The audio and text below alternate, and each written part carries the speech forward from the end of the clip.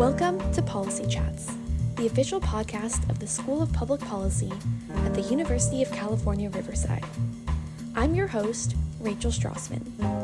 Join me and my classmates as we learn about potential policy solutions for today's biggest societal challenges. Thank you so much for joining us today, Mr. Feldman. We are thrilled to have you on the Policy Chats podcast. As the founder of Cover My Mental Health, you've become a powerful advocate for improving access to mental health care, driven by your personal experiences with the challenges of insurance denials. Your work from legislative advocacy to providing essential resources for those navigating insurance obstacles has helped countless individuals gain access to the care that they need. Today, we're eager to learn more about your journey, the systemic hurdles in mental health coverage, and the policy changes you believe are critical to ensuring equitable access to mental health services. Thank you so much for joining us today. Rachel, thanks so much for inviting me on. I'm looking forward to our discussion. Of course. So with that, let's get straight into that first question. You've been advocating for access to mental health care for years, driven in part by your own experience. Can you start by telling us about that journey? What initially led you to take on this and what systemic issues you've encountered along the way? Sure. So I first became involved in mental health advocacy after our family encountered a shocking denial for care that our daughter required. It was early in her high school days, and she required some intensive treatment. And my wife and I were following the instructions of her psychiatrist and also our own, I'll say, instincts about what sort of care she needed. And we were able to connect her with a residential program that was suited to meeting her needs. It wasn't long after she arrived there that we got a message from our health insurance company that they were denying any further care because it was, quote, not medically necessary, unquote. We were quite surprised by that. She was getting exactly the care that she needed. And so we started the process of documenting the messages that we heard from our insurance company and learning about what our rights are to push back. And meanwhile, we were just making sure that our daughter had access to the care she needed. And because our insurance company said that they were not going to pay those claims, we had to dip into our savings and cover those ourselves. Fast forward over the course of the next 2 or 3 years, we filed appeals against our insurance company to state clearly that the care was medically necessary, including documentation from her therapist and her psychiatrist. And those appeals were denied, by the way, without explanation. So it's very difficult to push back on a denial, and then an appeal that's also declined if you don't even really know why. And eventually we consulted with an attorney and we sued our health insurance company in federal court, and we successfully won a judgment against them. And eventually our insurance company paid what they should have paid 3 years earlier. So it was through that entire adventure that I became exposed to the challenges of getting access to mental health care when your health insurance company is, at least in our case, and really countless others, standing in the way. And that, I'll say, motivated me to connect with others who were involved in advocacy. A mutual friend introduced me to former Congressman Patrick Kennedy, who is a longtime advocate for mental health care. And I joined the board of the Kennedy Forum Illinois, which was part of his network of advocates. That entity doesn't exist any longer, but I'm still involved with collaborating with Patrick Kennedy. And then earlier this year, I saw an opportunity to take my advocacy in a different direction, and that's when I started this new nonprofit called Cover My Mental Health.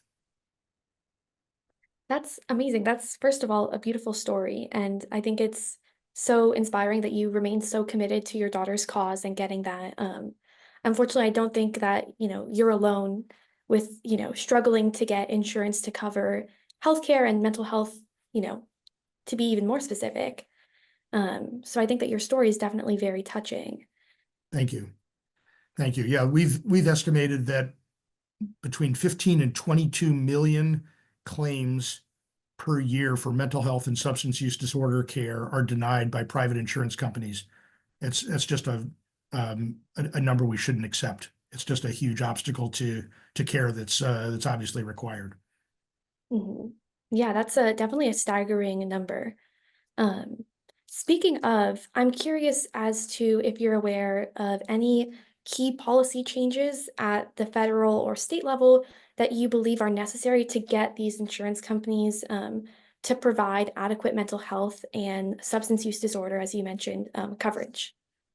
Sure. So at a federal level, the most important legislation related to mental health care, among others, is the Mental Health Parity and Addiction Equity Act of 2008.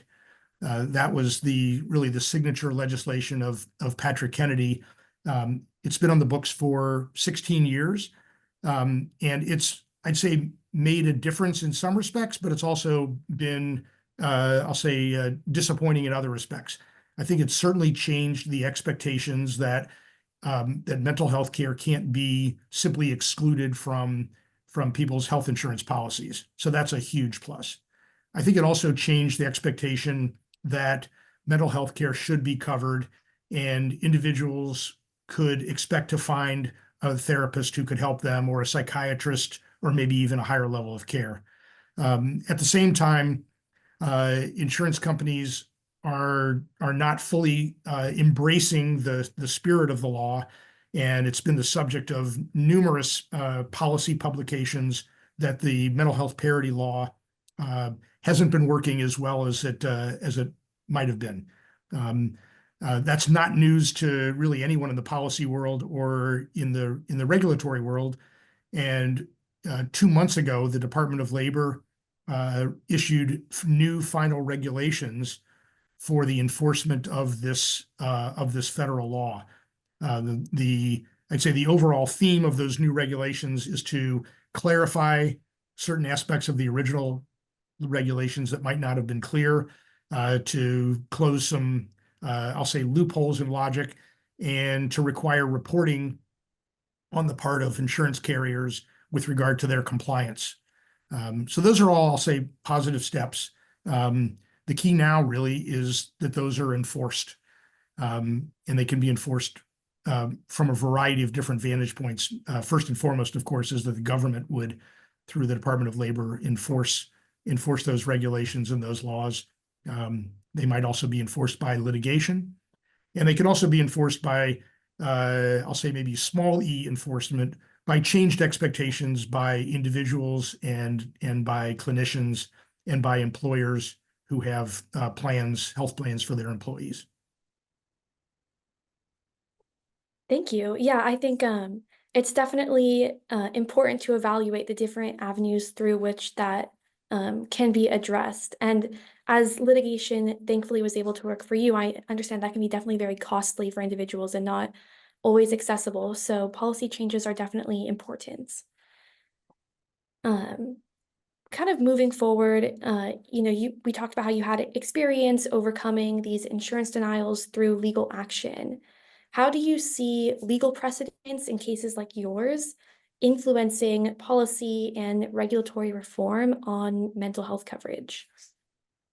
So there's no question that lawsuits can make a difference. I think ours was maybe one example that showed that medical necessity determinations made by an insurance company uh, are not always, I'll say, done properly, and that the clinicians who are treating the patient and have access to up-to-date information about the progress that the patient's making, um, that they are in a better position to evaluate whether lower levels of care might be appropriate or not. That was I'd say, one of the crucial aspects of our litigation that we were successful in arguing. Class action litigation is also incredibly important. One of the most important cases is Witt versus United Behavioral Health. And as much as that case is still, after all these years, in appeal, it has still made a difference in changing expectations about the kind of care that health insurers, not just United, should be providing to their insureds. So litigation can make a difference. I think perhaps the most challenging barrier to litigation making a bigger difference is that it's very expensive to bring these cases. And while I'm not a lawyer, I've learned a little bit along the way about some of the challenges. There's not a provision in the federal law for penalties or for damages beyond repayment of the claims that should have been paid in the first place. There are provisions for legal fees to be covered, but that's just an hourly, I'll say, amount that's paid to a litigator who invests time in a case, and it's up to the discretion of the judge whether, if the case is won, whether to have the insurance company pay the claim and legal fees or just the claim. And so that's a significant risk for someone that wants to take on the case, that they might be paid for their time only. There's not going to be the sort of, I'll say, large stakes payout that might be available in what we think of as traditional personal injury litigation.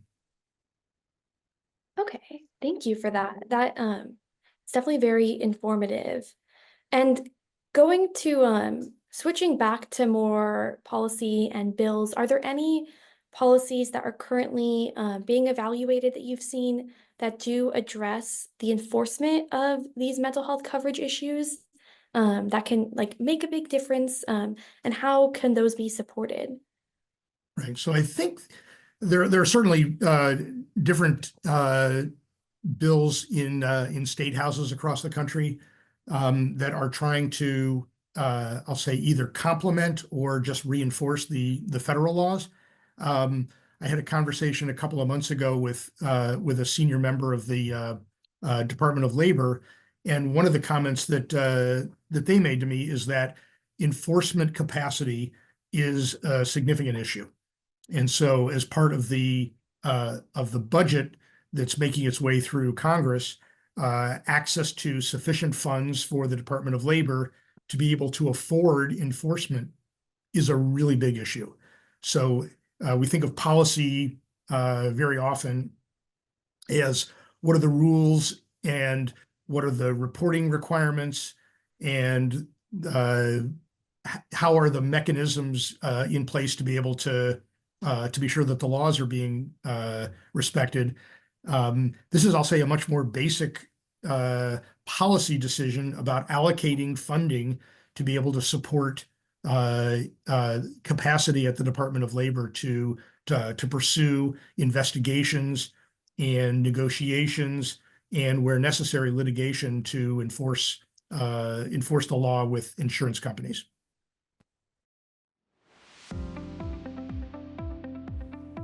Truth, accuracy, fairness, curiosity. These are the pillars of journalism and of higher education.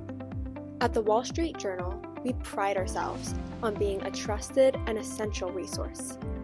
The Wall Street Journal is partnered with the University of California, Riverside to provide your campus an unparalleled access to essentials to be prepared academically, professionally, and personally. Students get full access to WSJ News, curated newsletters, challenges, podcasts, and documentary series to help stay up to date. Activate your school-sponsored subscription today at wsj.com/UC Riverside.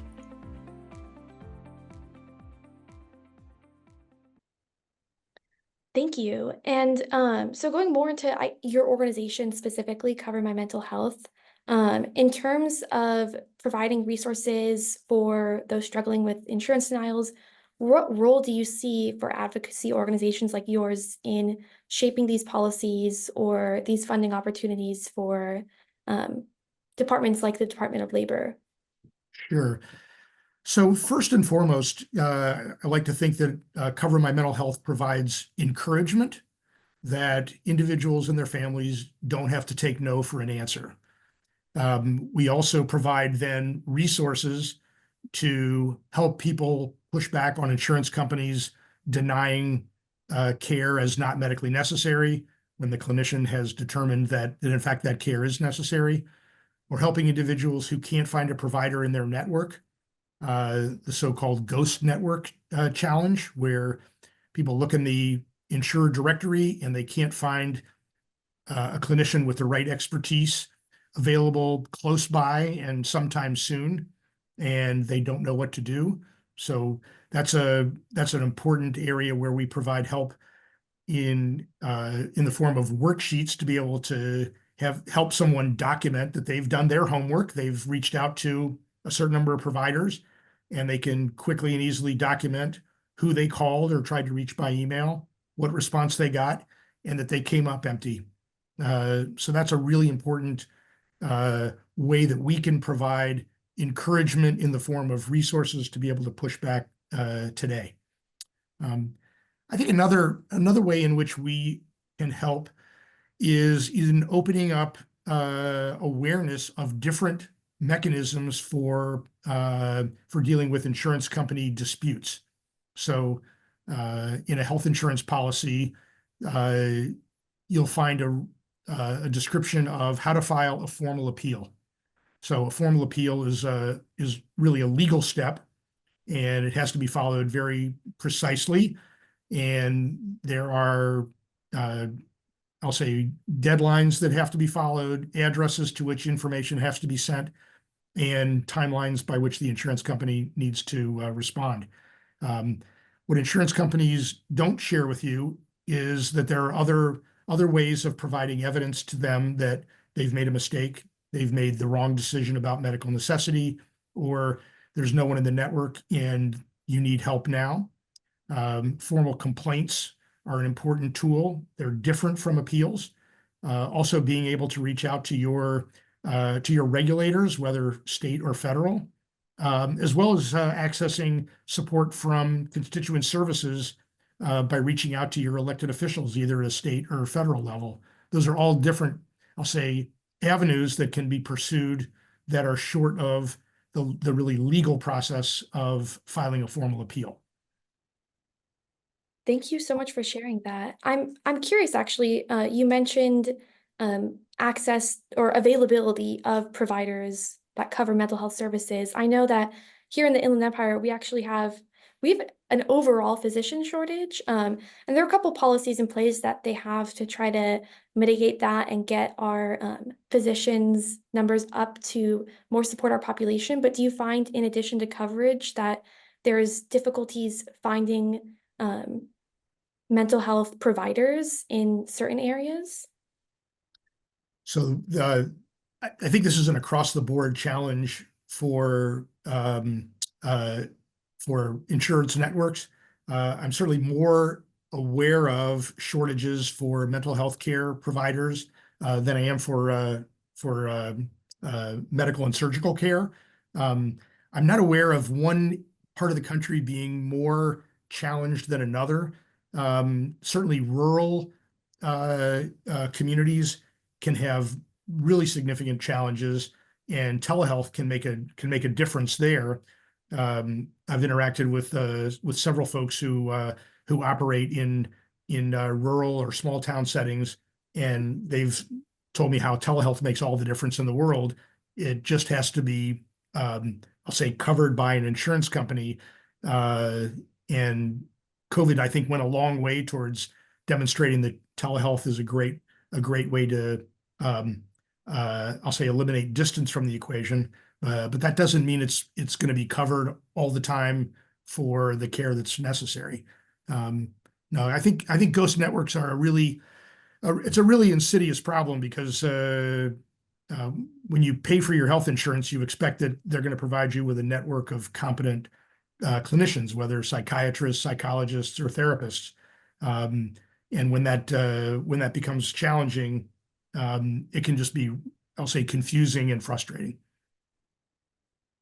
Thank you so much for sharing that. I think that you mentioning telehealth is very interesting, because we'll be posting an episode in the coming weeks talking about technology and government and how telehealth opportunities can really break down barriers to access for healthcare for so many individuals. And one of the topics we do talk about is mental health care and accessing even support groups through telehealth opportunities, especially for people who maybe there are providers in their area but don't have the availability to transport themselves or the time to go ahead and do so.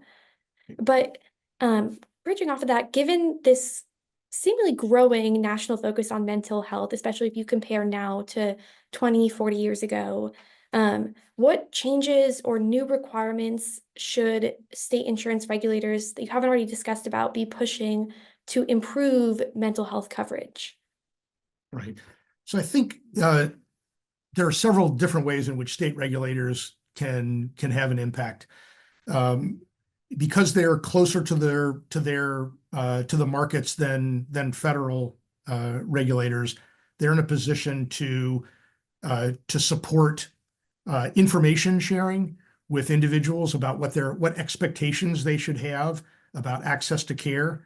Open enrollment is a great time for education about what sort of access to mental health services should be expected by individuals. And there are a number of states that are very active with educational campaigns to promote purchase of insurance either through employers or over the Affordable Care Act exchanges. I think another way that information can be shared at the, I'll say, behest, if not the requirement of state regulators, is through communication during ongoing regular communication by insurance companies, like with explanation of benefits. So when I get an explanation of benefits from my health insurance company, it gives me a lot of information that looks like boilerplate that explains often in, there's one page that I can think of that has about 10 languages that explains how to get a copy of my full plan, and it might tell me how to file an appeal. That's an important potential vehicle for explaining the sort of expectations that individuals should have about access to mental health care and how it should be available and maybe as available as medical and surgical care. I think those are really significant ways that state regulators can help. They can also, through I'll say not just the insurance regulators, but also other parts of state government, encourage employers to have high expectations of the insurance companies that are providing their healthcare benefits to employees, and encouraging employers to expect more in the way of robust networks and clear reporting about challenges that insureds have accessing healthcare. Those are ways that I think state regulators can make a difference. Thank you so much for sharing that. I think, like you mentioned, accessibility of information and helping bring awareness to the issues that more people can be aware can really make a big difference in selecting those policies and understanding what they really entail. Because health insurance policies, as I'm sure you've experienced over the years, can get pretty complicated. That's for sure. That's for sure. The 2 or 3 page overview that most people see is a summary, and the detailed plan could be 200, 300, or 400 pages long. And sometimes there's information there that turns out to be really important that you may not even be aware exists unless you are prompted to ask for it and take a look.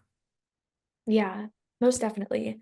And speaking of employers, how are employers impacting the policy landscape around mental health coverage? Are there any policies that could better incentivize or require employers to offer comprehensive mental health benefits as part of their packages? I think employers certainly can make a difference, and I think this is another way in which COVID maybe left us just a little bit better off. Mental health in the workplace is a conversation now in a way that it never was before the pandemic. I think that's overall generally a good thing.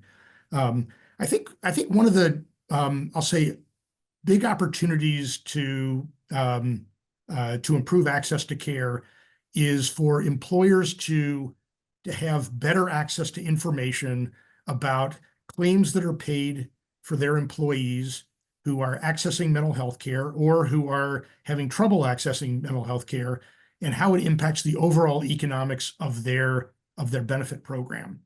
So there have been studies published that would indicate that access to preventative and early intervention for behavioral health, so mental health care, substance use disorder, and the like, can significantly reduce the cost of not only future care for mental health and substance use disorder, but also for physical health. And therein lies, I believe, an opportunity to demonstrate that the economics of early access to care are to the benefit financially, not just for the health of their employees, but for the financials of the health benefit plan. For example, a friend of mine works for a technology company, and one of the stories that she told me was about a program that they implemented to try to address postpartum depression.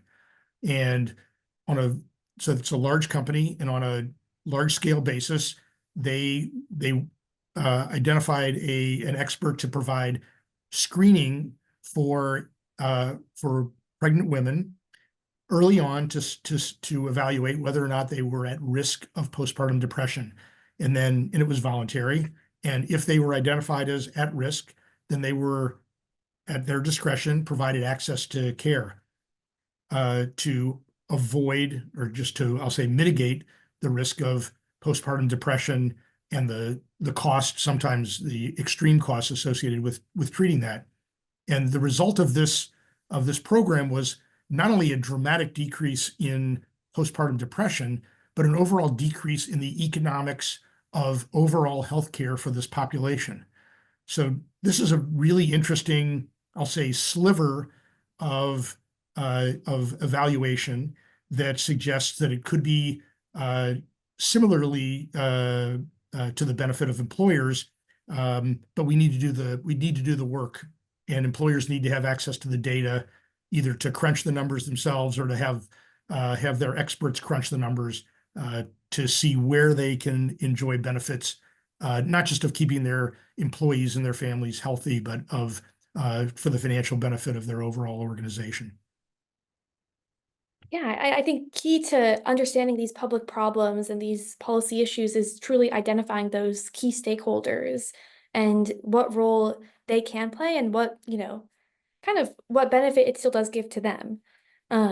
Because although seems a bit odd to talk about, something as essential as mental health care as giving benefits to employers, but unfortunately, there does need to be some form sometimes of incentive to get them to have buy-in to the program.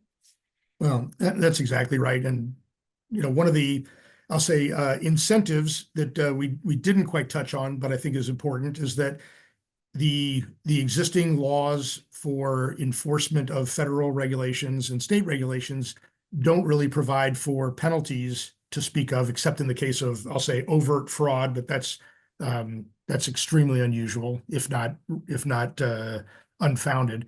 But just penalties associated with not complying with the law. And if insurance companies have a disincentive in the form of penalties that they want to avoid, that might increase, I'll say, compliance with the law, and also investigation of what the economics really are for keeping networks really robust, having reimbursement rates for therapists be more competitive, and giving people access to the care they need.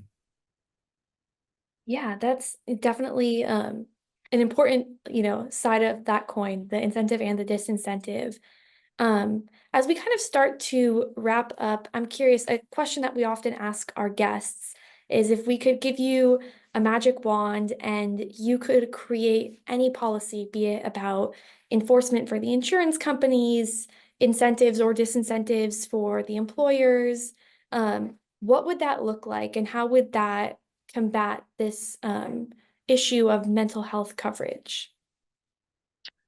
So I think maybe the dream scenario would be a vast improvement in the capacity of therapists and their availability to individuals. That's, I'll say, a systemic opportunity that might be a little bit difficult to achieve sometime soon. So on a more pragmatic level, I think a magic wand that could be implemented would be around improvements in reporting. And so what I mean by that is there's a lot more that we don't know about denial rates and the robustness of networks and how those vary by state and by plan and maybe even by employer. And there's nothing quite like, what do they say? Sunshine is the best disinfectant. And I think having more robust requirements for reporting about how people are accessing care, where they're having challenges accessing care, that's information that can really make a difference, I think, in informing decisions by companies about health plans that they engage. It can inform individuals about what healthcare provider they may want to, health plan they may want to pursue if they are buying insurance outside of work. It can also provide information to journalists who can play a significant role and to policy experts in being able to, I'll say, do the analysis to see where there are opportunities. So I mentioned earlier the estimate that we've developed at Cover My Mental Health for the number of claims that are denied each year. It's an estimate because there's no requirement for reporting of denial rates. So it's quite opaque. I think reporting could make a really big difference, and I think that's something that, relatively speaking, could be implemented with maybe a smaller magic wand. Thank you so much. I appreciate the more pragmatic and then, of course, it's always nice to be a little bit optimistic answer. But to kind of wrap it up, this has been such an insightful discussion talking about how access to information, care, and providers themselves all play into this current issue with mental health care coverage and substance use disorder coverage, and how different policies at the state and federal level, whether looking at insurance providers, employers, or the healthcare individuals themselves, can really play a role in resolving this issue. So with that, thank you so much for joining us today, Mr. Feldman. It's been such an honor to speak with you and learn from your story. Thank you so much. Thank you very much, Rachel, and I really appreciate this opportunity. Take good care.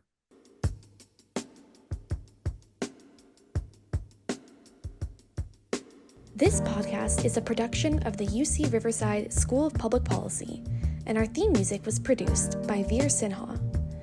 For the latest updates on the School of Public Policy, be sure to check us out at UCR_SPP on Instagram, or for more episodes and content, visit our YouTube channel.